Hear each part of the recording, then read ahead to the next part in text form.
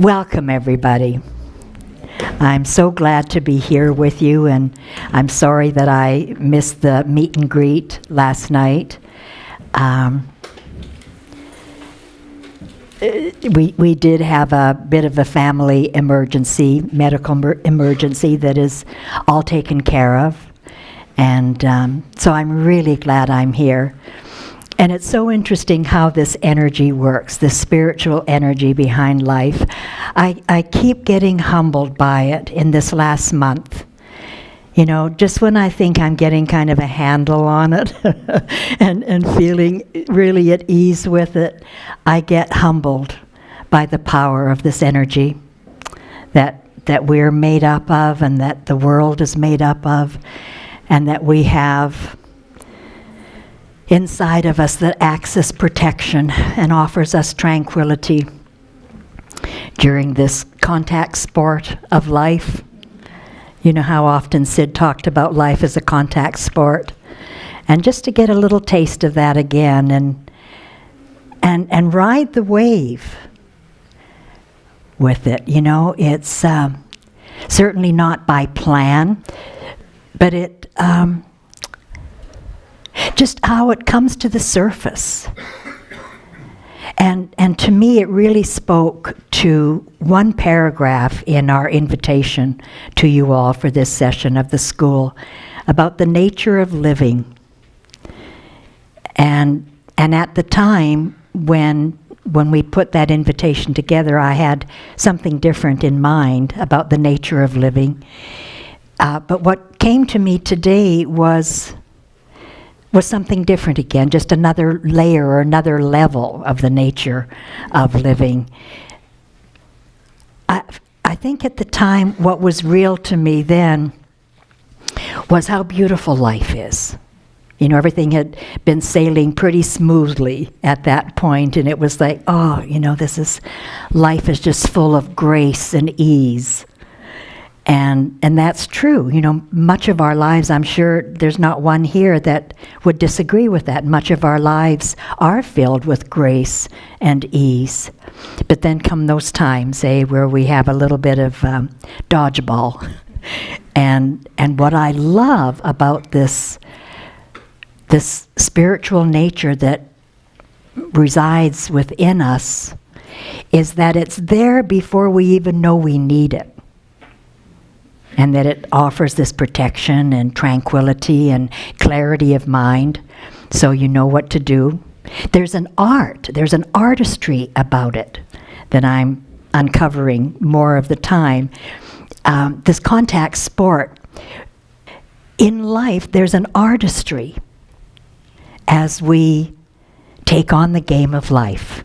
And that sometimes we have this, you know, these knocks in life, and how there's an art to how we can handle it, and not by our will power or anything like that. Like, this is what's so fascinating to me, that this gift we're blessed with just comes out and holds our hand.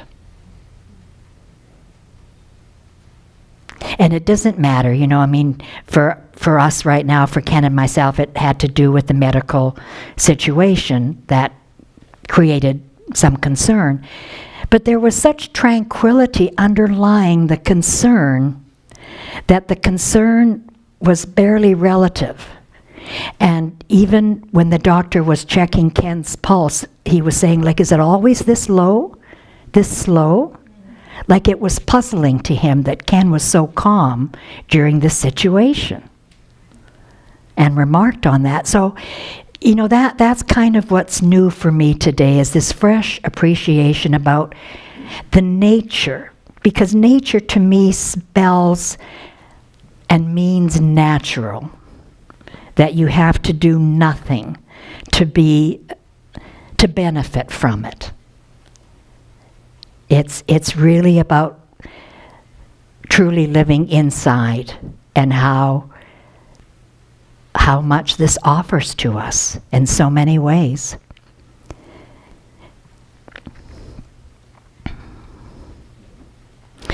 Did that make sense to you? Yeah. And you must get a feel for that yourself through different situations that you've experienced where you've kind of surprised yourself when you've looked back at what has transpired and you've seen yourself kind of holding your own hand and offering yourself solace. There's so much power in that. You know, that there's not a dependence on anything or anyone. You just sink into this natural way of living.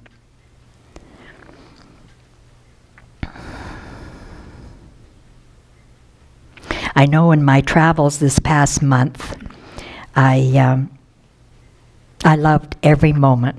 I was away for almost a month, and everybody I met felt like family, just as I met so many of you outdoors in our impromptu meet and greet.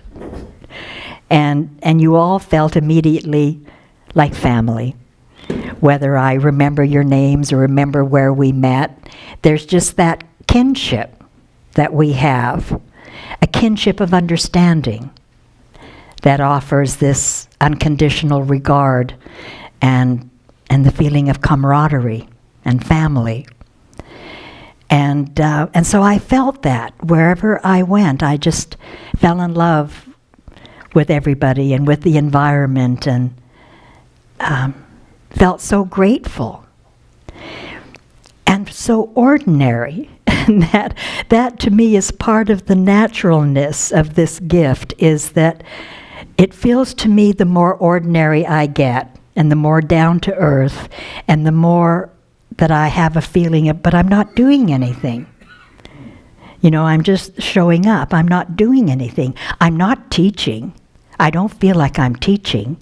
I know I'm sharing, but I don't feel like I'm teaching. We're just having a conversation. That's what it feels like to me wherever I go. And it's so ordinary and down to earth, like what, you know, and then I see the impact, and I feel the impact, and see how people's consciousness rises and greets and meets and joins, and it gets even more powerful, the feeling. And yet, none of us are doing anything except exchanging energy in the same room. We're in the same room together. And so there's the simplicity of that and the naturalness of that. And I never thought ordinariness could offer such a bonus. I really didn't. To me, being ordinary was like, no. When Sid would say that in the early days, just be ordinary. Don't try to be special, you know. Just be ordinary. It's like, no, that's not what I want, Sid. I was starting to get a little glimmer after that first insight I had, that I felt for the first time in my life worthy, that I had something inside of myself, this jewel that I didn't know I had. And then I realized what Sid was saying when he said everybody is the same. Everybody has that jewel inside. And so I thought, okay, now I'm getting a little special. And as soon as I started to get, I'm getting a little special, then it was gone. You know, it wasn't there anymore. And so the more I find I live my life just down to earth, and I'm so appreciative of my husband and my home, my family and friends, and that I get to share with you all and you share with me, it's like heaven on earth.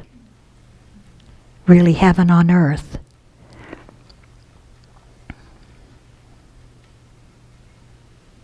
And to be able to be ordinary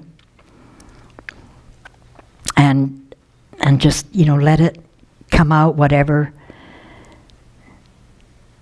information or insightful, original thoughts are stirring inside, to let that just flow out in this down-to-earth fashion, that's the gift. You know, that's the grace and ease.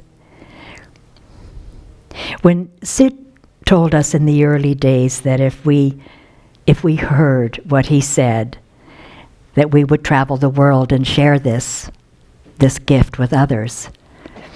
And he said that, of course, first about himself, that this precious jewels that he had found, that he had uncovered, would open the door to the fields of psychology and psychiatry to see a new paradigm never before seen in the world. And that he would travel the world sharing this. You can believe my eyebrows rose as high as they could go. You know, it just was truly beyond belief that he could make such a statement. And yet to him, it was ordinary. It was down to earth. It was matter of fact. It was all those things, and yet it stirred something. On one hand, it stirred my intellect and my disbelief, but on the other hand, it stirred my true nature. So there's always, again, you know, that the yin and the yang, the two sides of the same coin, the intellect and wisdom. And when he talked about writing a book, that also, the eyebrows were even higher. It's like, but Sid, I mean, you barely know how to write certain words. You know how to spell certain words, so I'm not sure how you think you're going to write a book. But when he would invite Ken and I down for tea, I'd see all these papers. Some would be on napkins, writings on napkins, and others would be half sheets of paper strewn around the front room floor, and he'd say, "This is my book." And it's like, oh, this is your book. But then as he began to gather the pieces together of this original thoughts that were pouring out of him, it just was stunning to us as we started to read it, because it was poetic on one hand and totally confusing on the other, and still is to this day. But again, it's like poetic confusion, and underneath that is the nature of life, the nature of wisdom stirring, despite what the intellect was offering in terms of confusion and what's this, And then to see these books come together, and to this day, are the only books I go to. I get a lot of books given to me and sent to me, and I appreciate every one. And I put them in my library that doesn't get read. And I say that with respect and with love. It's very, very seldom that I read someone else's book, honestly. Part of it is because I love the space for my own wisdom to emerge. I love that space. The stillness in my mind, the peace in my mind for nothing or something. But I love the stillness, and then whatever the stillness brings forth, I'm grateful. And so I'm just not moved, seldom moved to read anything else about the three principles and about stories and things. And yet at the same time, like when I meet you all and you share a story of something that's happened to you, the change that's happened to you or in your family or in your work or whatever, I love the immediacy of that kind of soul-to-soul exchange I love that. I love people sharing that with me in the moment. I'm just not a fan of reading about it. I'm really not. I love that space, and then when I do feel moved, I will go back to Sid. Like on my way into to the ferry and into Victoria today, that's what I listened to. I listened to a tape of Sid's, one of those early tapes. And that's enough, because I keep finding, again, the nature of living, that I'm enough.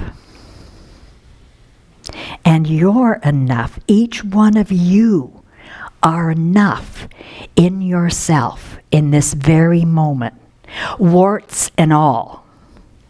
Because we're back to this contact sport again. And all that offers is little bumps that make life interesting and shows us what we know. Like this situation, this medical situation that happened, we learned so much from it. You know? In some ways, when something like that happens, I learn more from that than sometimes when my life just goes along so smoothly. Do you know what I mean? It's like, it shows you what we've learned. It showed Ken and I this morning as we were coming back, still in this quiet space, that, wow, gosh, we just went through all this with such tranquility. Cool. Cool.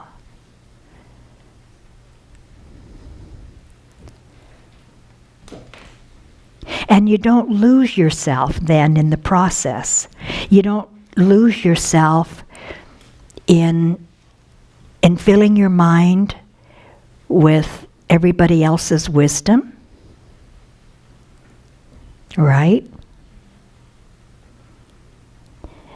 And you realize more fully again that I'm enough. You realize that I'm the principles in motion, and you're the principles in motion. And what else is there? Except to just live your life.